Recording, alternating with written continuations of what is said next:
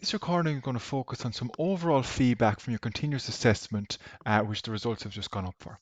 So overall, it was well structured and presented by most. A lot of students made a very good attempt at this in an article for Accountancy Ireland, and there was some good use of charts, tables, and diagrams. So a lot of students thought about what would be engaging to the reader.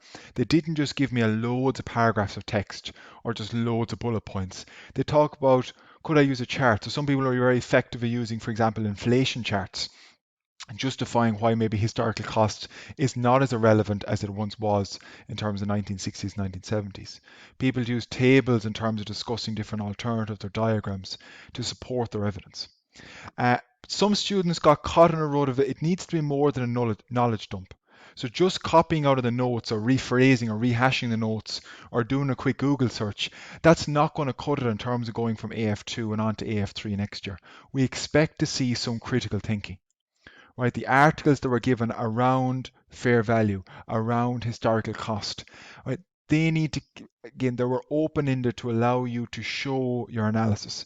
A lot of students did that and they took advantage of it. For some small cohort of students, they really only copied out the notes and maybe reworded them. But really there was no value add and it wasn't shaped in the format of an Accountancy Ireland article. The best assignments, they really embraced those requirements, right? They focused on the aesthetics, right? They focused on the way they laid out the pages, the way the article looked, the way it flowed through.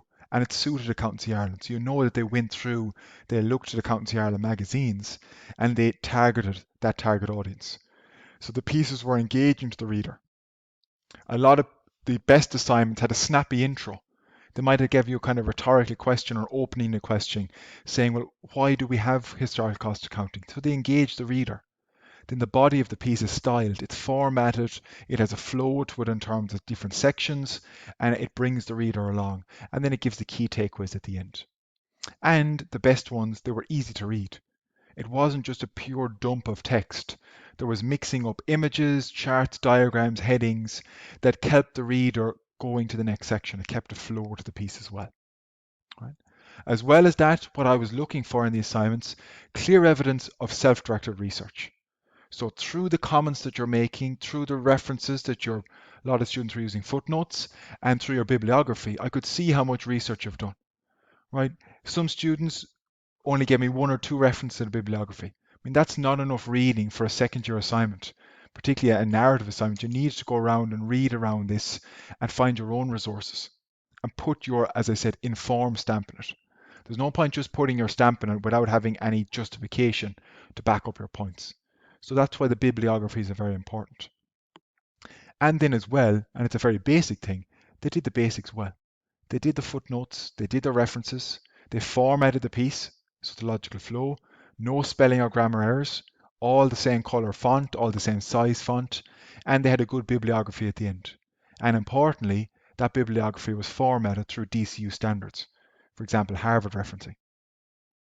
And that's a basic, but that adds to the marks as well. And it takes away from an assignment if it's not done well. It's a fundamental expectation, particularly as you move from second year on to final year next year. From the other side of the continuum in terms of the assignments that didn't do as well, there was no limited focus on the title. So a lot of students, what they seem to do is take examples and kind of shoehorn that back in into the piece without thinking, what does the title tell me? They really just dumped all their knowledge down without shaping it into a coherent piece. Some students include no references at all, which is a real no-no. I mean, it adds no credibility. Or even if they did references, they didn't take the time to put them in an approved DCO format. It is not acceptable just to give me a hyperlink and assume that's a reference. Right? In academia, we have approved ways of formatting references, and they're expected. And I said that in the assignment brief when you're giving up academic assignments. Even when students did make references, some of them use very questionable sites and references. You cannot reference essay sites or essay mills where people buy essays from. That's a no-no in terms of credibility. You're looking for credible resources, whether it's news articles, Financial Times, Wall Street Journal, Irish Times, whether it's accountancy bodies, whether it's accounting firms. There's a huge collection of information there that's relevant. And one big skill set that we're looking for here was, can students find it themselves? that self-directed research, and can they sift through it and figure out what's relevant for them. The best students were very successful at that. The poorer assignments, they need to improve. Including references is vital, and appropriate references is that. In addition to some of the poorer assignments, they really just relied on what I call a formulaic discussion of the concepts and pros and cons. So for a lot of the students who chose, for example, the historical cost assignment, all they gave me back was a couple of sections on CPPA, current cost accounting, and listed out the pros and cons. It was just a rehash of the class notes. So there was no real engagement in terms of targeting this at qualified accountants or giving any analysis that could add value to the reader. Right? You cannot expect to score well. Yes, it might get you a pass, but you cannot expect to be scoring a 2-1 or a 1-1 with just a rehash of the notes. I mean, there's a greater expectation here as you move throughout your years in the undergrad. Poor spelling, poor grammar, right across the swathe. I know there are some students who have exceptional circumstances and they are all accountants in terms of that, but the general population of the poor scoring assignments had broad spelling issues, poor grammar, poor structure, no paragraph structures, and even in some assignments there was different colours, font and sizes throughout with no real consistency of why they would be different. And then one of the final basic things was there was no effort at what I call aesthetics or the formatting. We were just given a plain Microsoft Word dump of text. But that's not the brief. The brief was an article for Accountancy Ireland. So we want to see what way would you communicate. Right? Communication is more than text. It's about visual. It's about imagery. It's about charts and diagrams that can help be as effective, if not more effective, than text in communicating your message. Right? So what are your key takeaways then? You'll see your grade up on loop. You click into the assignment, you'll be able to see it. First thing is there's more expected now as you move through AF. Like going from AF1 assignments to AF2, and again, if any you'll have me next year in AF3, your knowledge dump or your rehashing of notes is only going to get you so far. Right? That's a basic expectation. We expect you to think about the notes. The assignment is going to be shaped in a particular way.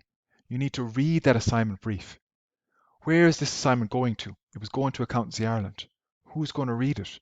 Why would they read it? How are you going to grasp their attention? So we're really focused on the context of the assignment as well, and that whole expectation of critical analysis.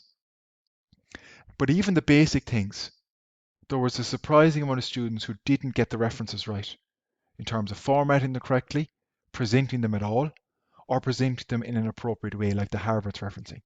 That's a minimum expectation in any undergraduate course. Right? So watch for those key learnings because they'll be helpful for any other assignments that you're going to have in semester 2, and of course on to final year where it's going to be even more important in terms of doing your assignments going towards your final year grade. So for those students who did particularly well, there will be a prize, as I mentioned, sponsored by Deloitte. I will contact you individually via email over the next week or two, and we will have that announcement in class. In week 10 or 11, we'll see who the top prizes were, and hopefully we're going to have Deloitte on the normal Monday morning webinar, just to again offer congratulations and say a few words again about what might be coming down the line in terms of milk rounds and graduate roles in the autumn of 2021. All right, so hopefully you found that useful. I said I'd just give you a quick primer in terms of the overall feedback I am seeing, but have a look at your own grade and see can you relate back some of that feedback. And if not, don't be afraid to have a discussion with me at any stage as well. All right, so I'll see you all next week for our week 8 live webinar again. Thank you.